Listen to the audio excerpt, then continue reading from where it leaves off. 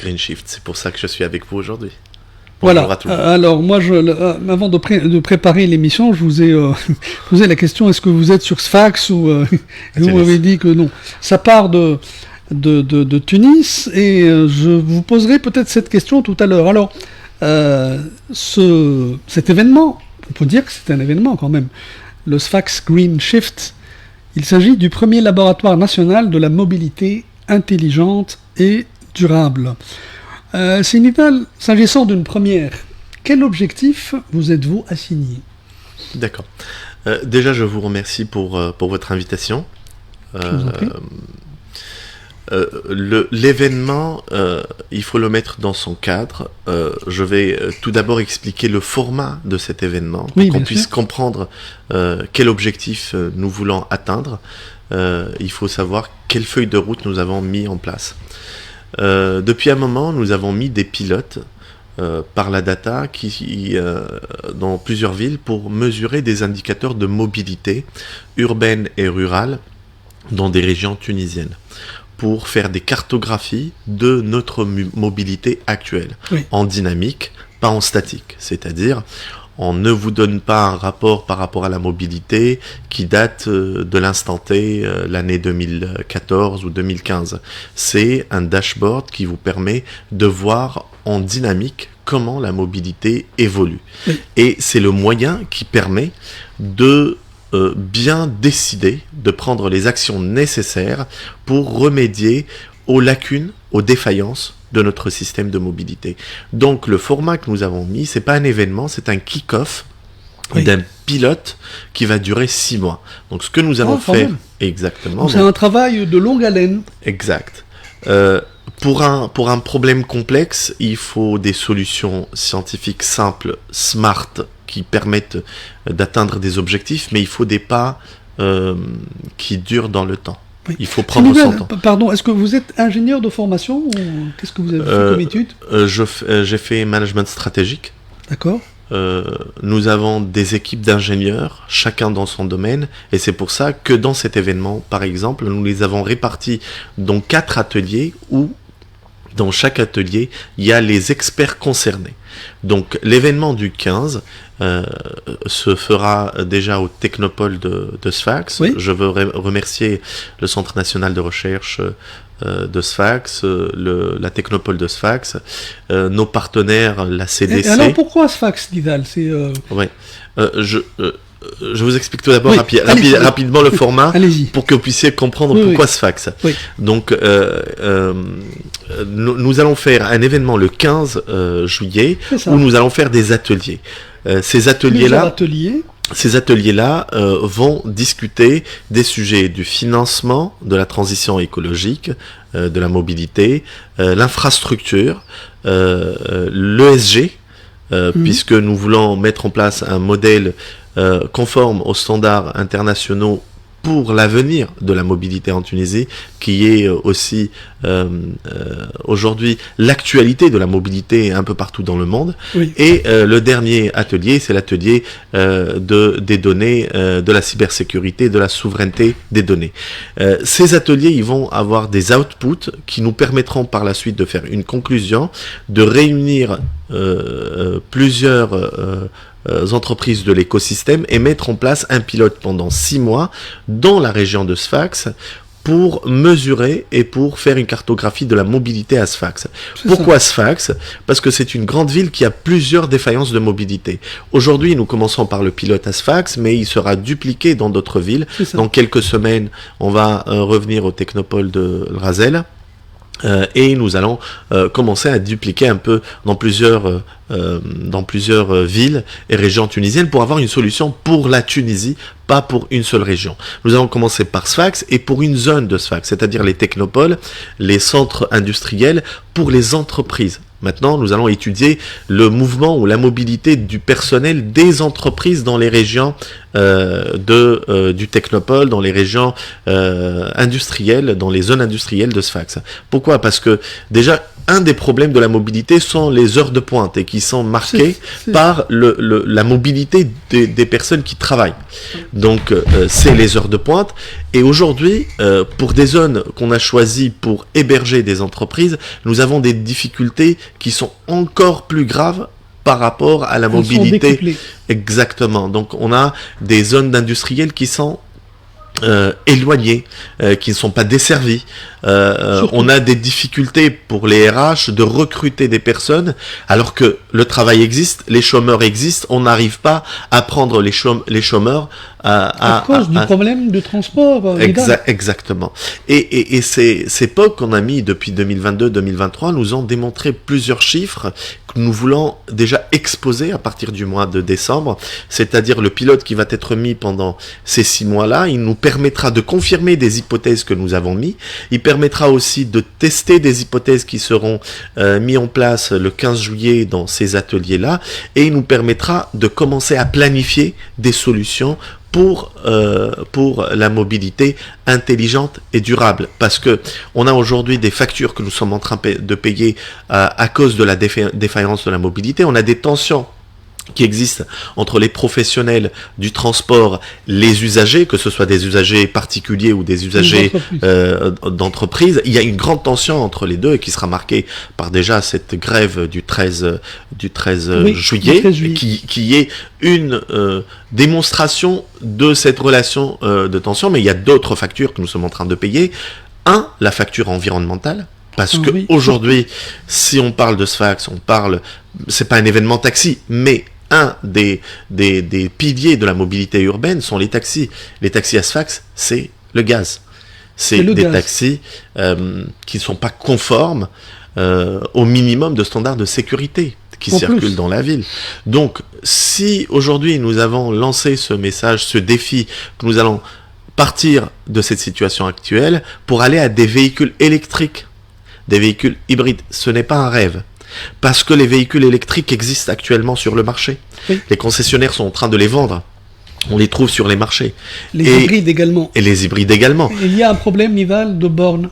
C'est ça le. Il y a plusieurs problèmes. C'est ce qui échaude un peu le choix pour choisir un véhicule électrique ou un véhicule hybride. Je rebondis sur votre remarque pour inviter encore à l'atelier de l'infrastructure toutes les personnes concernées par ce problème des bornes, parce que c'est à eux de trouver les solutions, parce que c'est à cet écosystème qui est aujourd'hui en train de mettre en place un produit, de trouver des solutions à l'infrastructure, dans l'atelier infrastructure. Je vais vous donner une image de ces véhicules électriques qu'on est en train de vendre aujourd'hui. C'est comme si vous avez un smartphone bourré d'options, bourré d'intelligence, et qui n'a ni réseau de téléphone, ni internet. Qu'est-ce que vous allez en faire? C'est exactement ça. Ça caractérise réellement la situation. Exactement. C'est exactement ça, les véhicules que nous sommes en train de voir aujourd'hui sur notre marché, sur nos routes, qui sont bourrés de technologie, d'intelligence, mais nous ne sommes pas en train d'optimiser l'utilisation de ces véhicules-là. Donc il faut qu'on discute comment intégrer ces produits-là, parce que le monde, il va dans ce sens-là. Oui. Nous n'avons pas décidé de passer au smartphone. Nous nous sommes trouvés avec des smartphones. Nos jeunes savent très très bien les utiliser. Ils sont tous avec des statistiques. On a des taux d'utilisation des smartphones très élevés en Tunisie. En revanche, la question, est-ce qu'on est vraiment en train d'optimiser notre utilisation de ces outils d'intelligence? Alors, parfois, on me dit, vous êtes en train de rêver. En revanche, je réponds en disant, le produit, il existe aujourd'hui, les véhicules électriques, on ne peut pas le nier. Nous avons de l'intelligence, nous avons des ingénieurs, les experts qui vont assister le 15 juillet sont des ingénieurs de très haut niveau. De très très haut niveau, de niveau international. Ouais. Alors, il est où le problème? Qu'est-ce qui nous manque? Il est le problème, je pense, Nival Battini, il est au niveau de l'administration qui met du temps pour sortir le fameux cahier des charges pour installer les bornes. D'accord. Parce que qu'est-ce qu'il faut pour installer une borne? On peut en trouver chez l'épicier du coin ou chez... Je pense, hein, vous connaissez mieux que moi cet aspect logistique. D'accord. Alors, je suis d'accord sur le fait qu'il y a un problème, mais je ne suis pas d'accord sur le coupable. Il n'y a pas un seul coupable. Nous sommes tous coupables. Pourquoi? Parce que on est fragmentés, on n'est pas autour d'une table. La responsabilité est partagée. Je vais aller un peu plus loin. On regarde tous le problème, mais chacun de son angle, de sa chaise, mais on ne prend pas l'initiative de regarder tous le problème, chacun de son point de vue, mais de trouver une solution globale. Voilà, c'est ça. Et c'est justement ça, cet événement-là, c'est de réunir les experts autour d'une seule table. Les parties prenantes, toutes les parties prenantes seront là. Exactement. C'est l'écosystème qui doit trouver une solution. Oui. L'administration à elle seule, le ministère du Transport, il sera présent le 15 juillet. En revanche, je ne vais pas dire au ministère du Transport, donnez-moi le cahier de charge. Je vais lui dire, voilà ce que je vois, voilà ce que voient les autres autour de la table, la partie financement, les banques, les leasing, les fonds verts dont on entend parler depuis un moment. Il y a plusieurs événements qu'on voit, des bailleurs de fonds qui sont en train de parler de plusieurs outils pour financer cette économie-là. On a aussi des experts qui sont en infrastructure, des experts en ESG, parce qu'aujourd'hui, l'ESG, c'est une obligation pour les entreprises qui veulent aller à l'international. Et nous avons un tissu d'entreprises en Tunisie qui sont destinées à l'exportation, qui sont très ouvertes, qui sont très informées et qui ont des idées. En revanche, et on n'est pas en train de mettre tout ça dans un seul plan d'action. C'est ce qu'il faut. C'est ce qui manque. D'un constat chaotique, on va dire, par rapport à l'écosystème. Franchement, aujourd'hui, la difficulté que trouve un ouvrier ou un cadre pour aller travailler est une difficulté qui est inadmissible aujourd'hui. Je vous donne un exemple. Une entreprise du Technopole a passé 7 ans à essayer de trouver une solution de mobilité pour ses ingénieurs et en fin de compte, qu'est-ce qu'ils ont fait? Ils ont acheté chacun une voiture. C'est la solution qu'ils ont trouvée. Aujourd'hui, est-ce qu'on accepte cette solution? Aujourd'hui, on regarde tous le constat de notre mobilité. Vous savez que notre mobilité est discriminatoire vis-à-vis des personnes fragiles. Aujourd'hui, ils ne peuvent pas se déplacer. Non.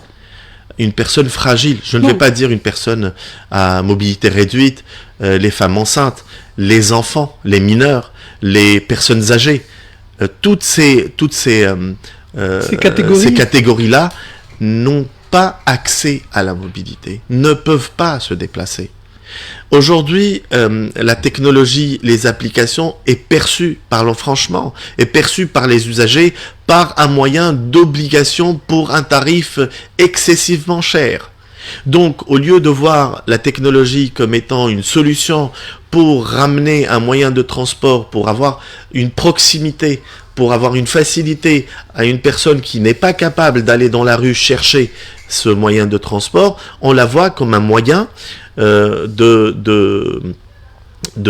mettre en place un tarif qui n'est pas réglementaire. Donc on est dans un système qui est en train de chercher une porte pour aller se connecter à la mobilité intelligente et durable qui existe dans le monde.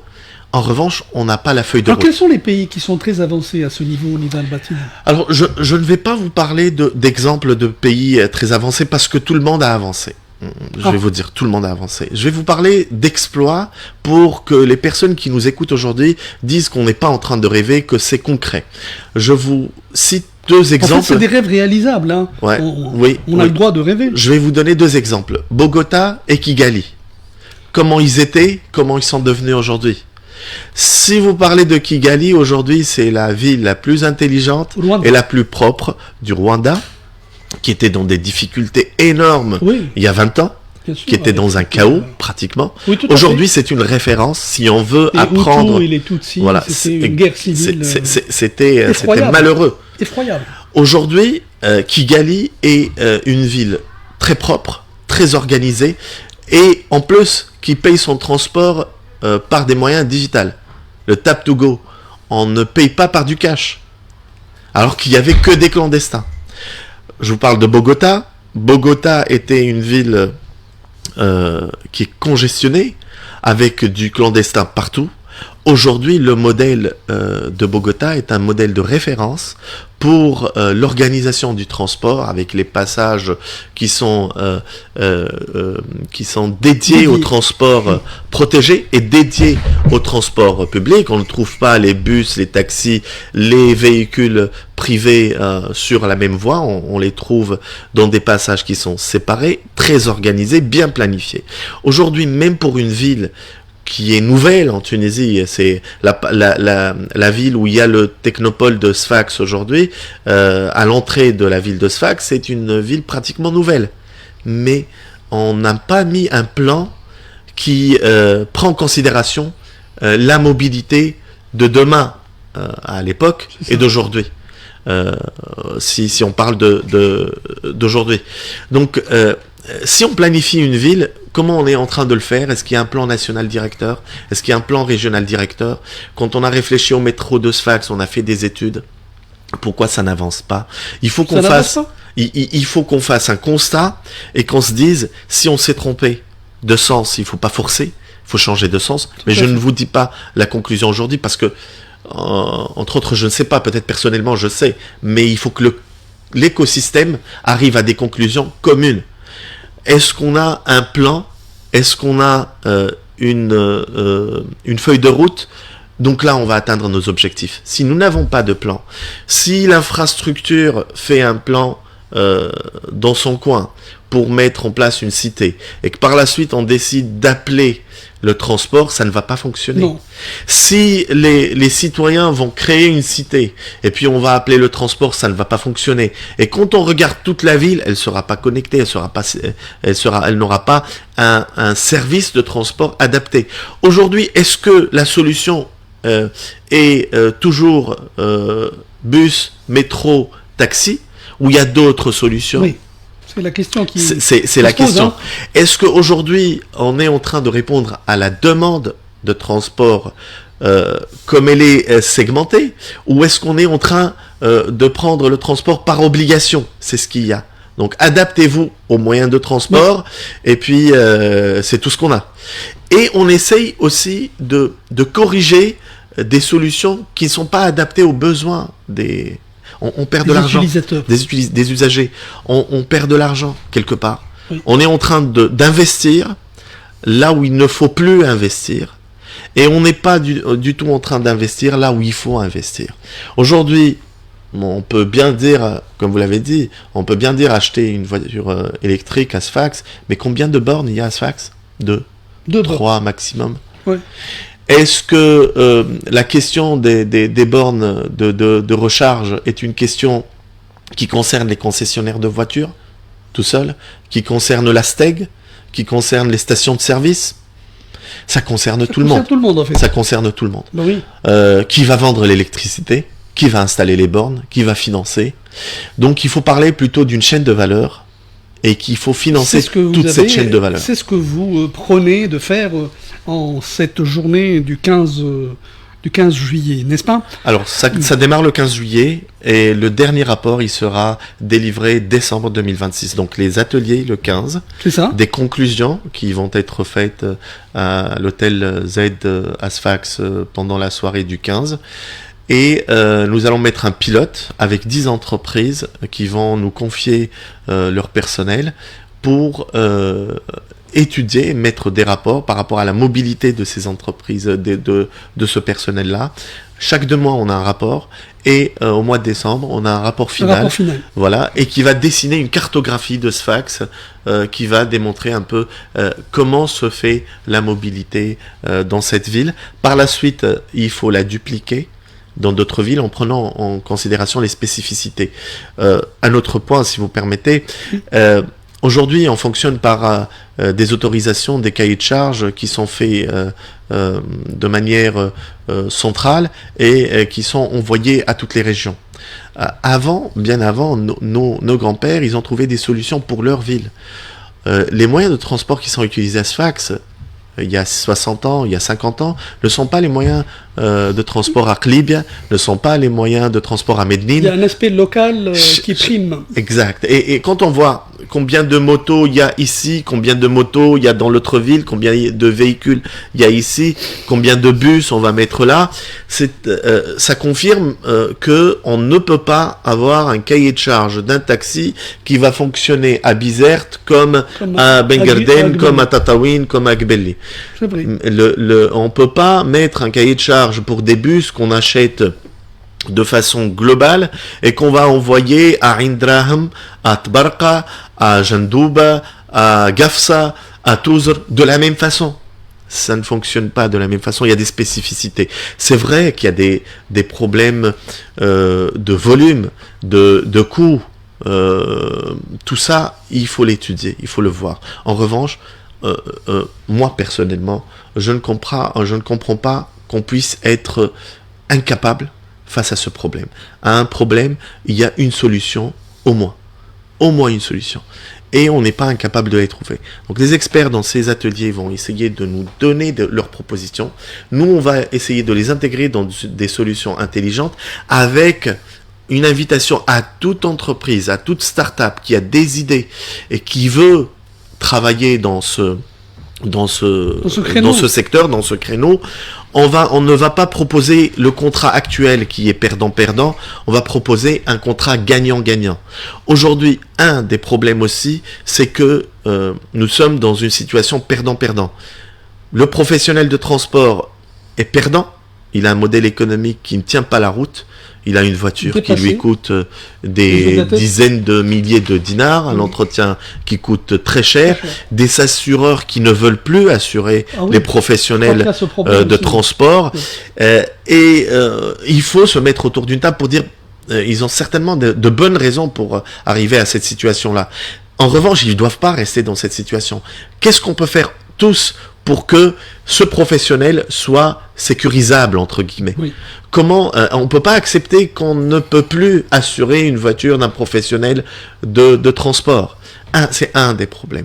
Donc si ce modèle économique tient la route, si le professionnel de transport, quand il investit dans le secteur du transport, il gagne de l'argent, si l'usager va trouver son compte, s'il va trouver les moyens de transport selon des standards de qualité qui sont bons, là on est dans une relation gagnant-gagnant. Et il faut que l'environnement aussi soit gagnant. Il ne faut pas avoir les véhicules qu'on a actuellement qui sont en train d'émettre des gaz à effet de serre. Ils sont en train de contribuer d'une façon énorme à ce bilan avec des véhicules qui est très âgés. La moyenne d'âge, je pense, elle est de 15 ans, ce qui est et on n'est pas sorti de l'auberge, vous savez pourquoi? Parce que si on va renouveler les taxis aujourd'hui, quelle option va avoir le taxi, par exemple, le professionnel du transport? Il va pas opter pour l'électrique, je vous le dis tout de suite. Il y en a quelques-uns quand même qui ont opté... quand on parle d'une tendance... Par exemple, je vous donne un exemple. Aujourd'hui, il y a 200 nouvelles autorisations ASFAX pour les taxis. Si nous n'avons pas de vision dans ce sens, les 200 vont devenir 200 bouteilles de gaz. Si nous avons une vision et nous avons une volonté, disons, minimale, on va transformer 20 de ces 200 en véhicules électriques. Si nous avons une volonté un peu plus importante, nous allons transformer 50.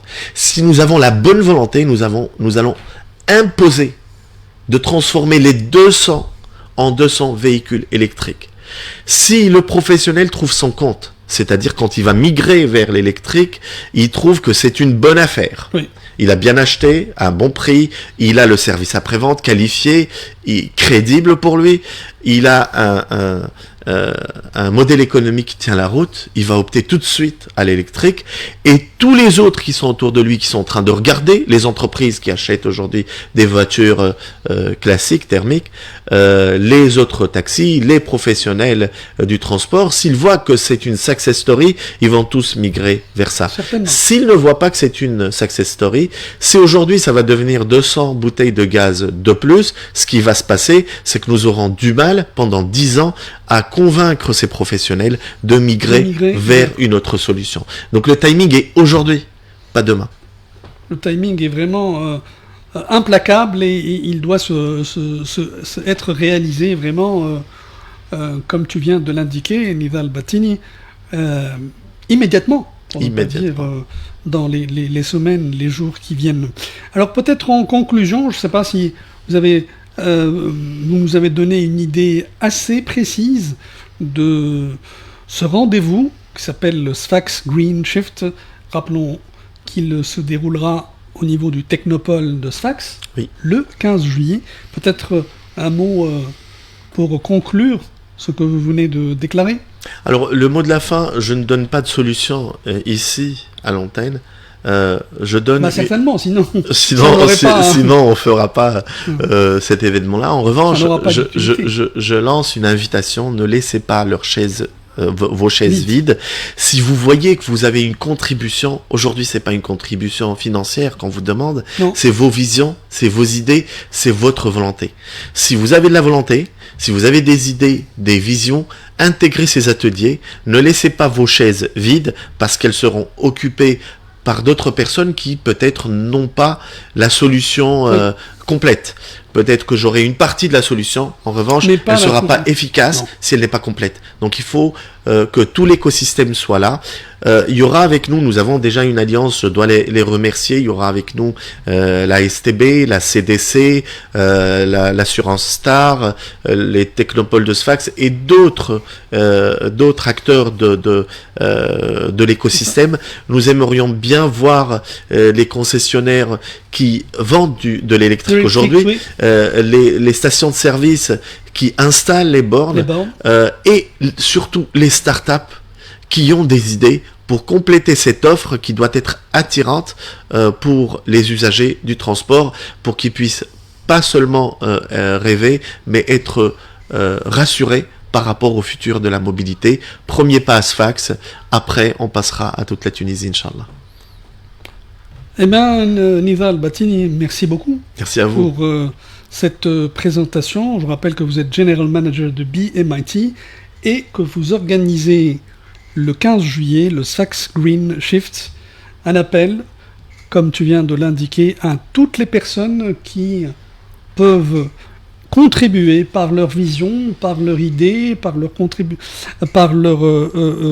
projection, pour nous assurer d'une mobilité intelligente et durable. Merci beaucoup, merci à RTCI, merci à vous pour cette interview, cette occasion. Je sais que ça va contribuer à une meilleure mobilité intelligente et durable en Tunisie. Certainement. Merci encore une fois. Merci. C'est Nizal Batini. Il est 9h45, on a encore une petite quinzaine de minutes à passer ensemble dans le Morning Zen. On écoute Eartha Kitt qui est toujours en train de chercher son homme. Where is my man? يعطيك الصحة.